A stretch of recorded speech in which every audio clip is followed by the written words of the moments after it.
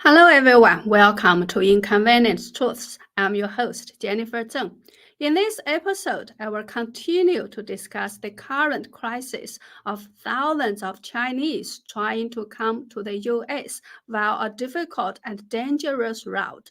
What is the fundamental reason why the sudden jump in numbers and whether there is a solution? The ending remarks are the most important, so please make sure you stick around till the end. This is a continuation of my last episode. If you haven't watched that one, please go back to my channel and check it out. Ever since this year, the sharp jump in the number of Chinese who arrived while walking the route has shocked American society. The U.S. Customs and Border Protection reported that in the 5 months between November 2022 to March this year, at least 4,300 Chinese illegal migrants have been apprehended crossing the southern border, which amounts to more than double the number for all of the previous year. These figures are from the Panama National Immigration Office. It shows the number of Chinese who crossed the Darien Pass in 2022 and 2023. You can also see that the numbers jumped sharply in the first 3 months of this year. According to Voice of America, there were nearly 90,000 illegal crossing through the Darien Gap in the first 3 months of 2023. Newsmax war correspondent Chuck Houghton, who started reporting on the issue in 2012, noted that at the time, 45,000 people attempted to use the route. Last year, however, that number reached nearly 250,000. These numbers are from the U.S. Customs and Border Protection. They are the number of Chinese detained by the U.S. Border Patrol agents at the southwest border. Again, the number jumped sharply this year. In January 2022, federal law enforcement agents apprehended 80 illegal migrants who were citizens of China. In the same month this year, agents captured 1,064 Chinese immigrants at the southern border, a 1,230% increase year over year. A 1,230% increase. Isn't that frightening? Now, why the sudden jump? The reason is more and more Chinese are feeling utterly desperate about the prospect of living in China and are therefore willing to risk their lives in a desperate attempt. Many believe that such a risk is worth it for themselves and for their children and grandchildren. The route walkers today fall between the lower class people like those who escaped to Hong Kong between 1950s and 1970s and the current middle class escapees. In China, they belong to the so-called lower to middle class, who aspire to be middle class but struggle in a slightly better off situation than the lower class. They are the largest group in China but lack both political discourse power and special political treatment like farmers or the poor, and are the true silent majority. They may be the largest group affected by the 3-year zero COVID policy. Of course, there are all sorts of other victims, such as victims of forced evictions, religious believers, etc. When these people are on the brink of bankruptcy after the pandemic, their China dream has shattered, and they lack the knowledge and conditions for legal immigration that the middle class has. They have only their remaining property, their bodies that can still work, and their route walking and their route walking videos spread on social media platforms have become the last hope, like North Korean defectors.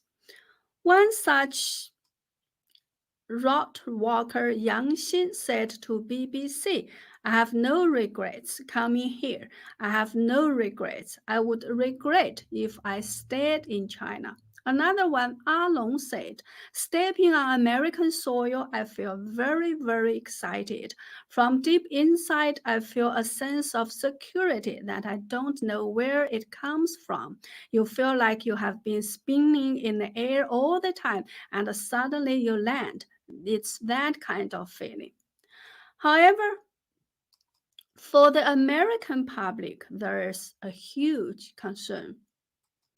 And the concern is, are there any CCP agents and spies among the large number of Chinese people flooding the US border?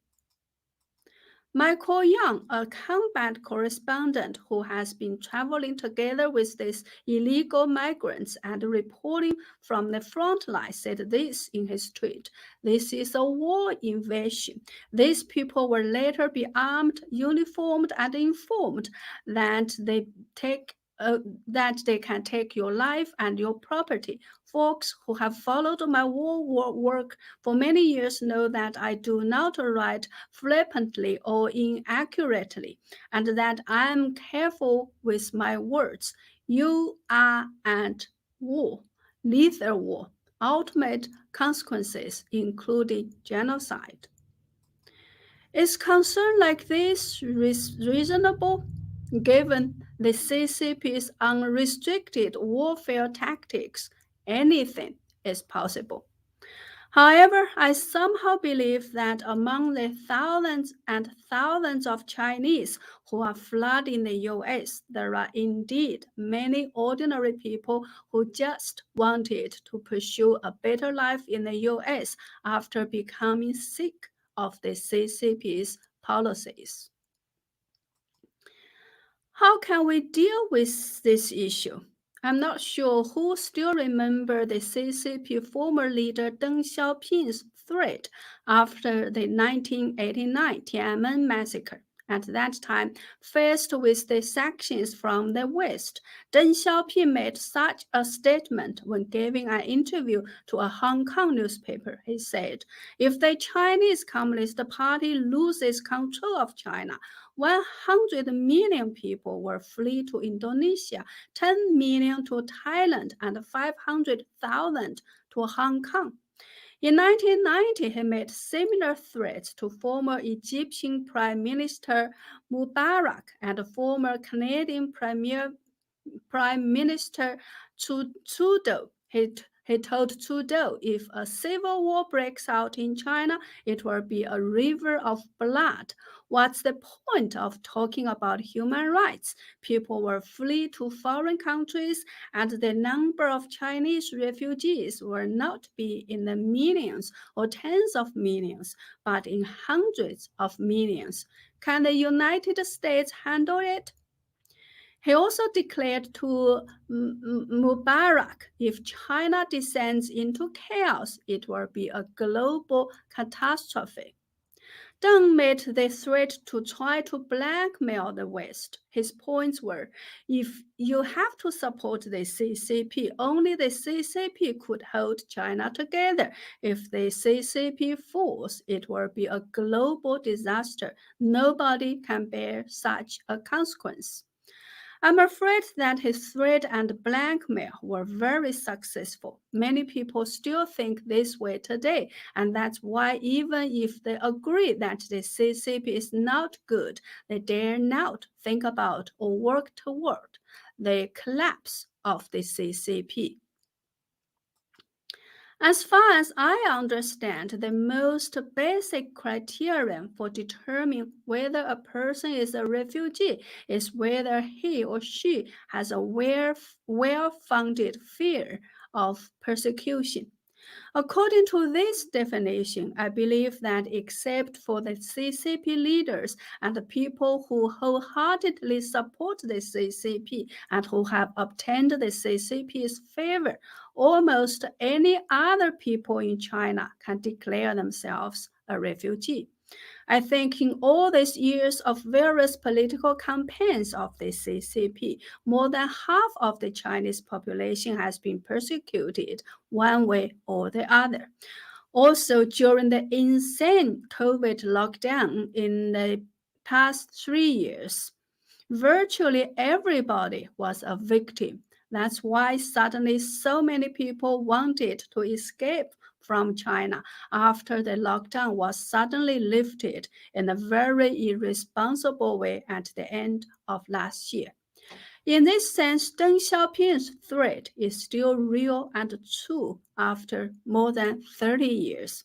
The only difference is it doesn't need the CCP to lose control for China to produce hundreds of millions of refugees for the world.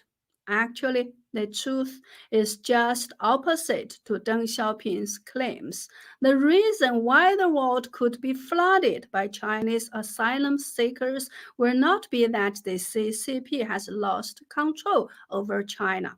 It is exactly because the CCP is in power that virtually everybody in China can declare themselves a refugee. If you agree with my argument, the solution would only be to help the Chinese people overthrow the Chinese Communist Party. That is the only way to solve this problem and many other problems once and for all. I know many governments in the world would say we don't seek regime changes in other countries, etc. However, you don't have to seek regime changes to achieve this. There's a simpler solution. Just help the Chinese people to gain free information. For example, a software called FreeGate, which was initially developed to help the Chinese people to bypass the CCP's Great Firewall, once helped Iranian protesters get around government controls and enabled the Jasmine Revolution during the Arab Spring. However, because of lack of funds, sometimes it is overwhelmed by a large number of visits, and sometimes it can't catch up with the CCP's new censorship efforts that are supported by limitless funds. As a matter of fact, the US Congress once allocated tens of millions of dollars to help Chinese people to gain internet freedom. Unfortunately, these dollars were not spent or spent well, so we are still struggling with this issue. So, as I said before, it is still a matter of whether we have the political will to solve this crisis. If we do, technology is not an issue, and the most effective way is still to help the Chinese people break away from the CCP by helping them gain informational freedom first. Well, that's all for today. Thank you very much for watching. Please subscribe to my channel if you haven't, and please double check if you are still subscribed if you are already a subscriber, as YouTube keeps unsubscribing people for me without their knowledge. If you like my content, please help me spread my channel and videos, or go to my website at jenniferzengblog.com. jenniferzengblog.com. Sign up for a membership or make a donation to support my effort.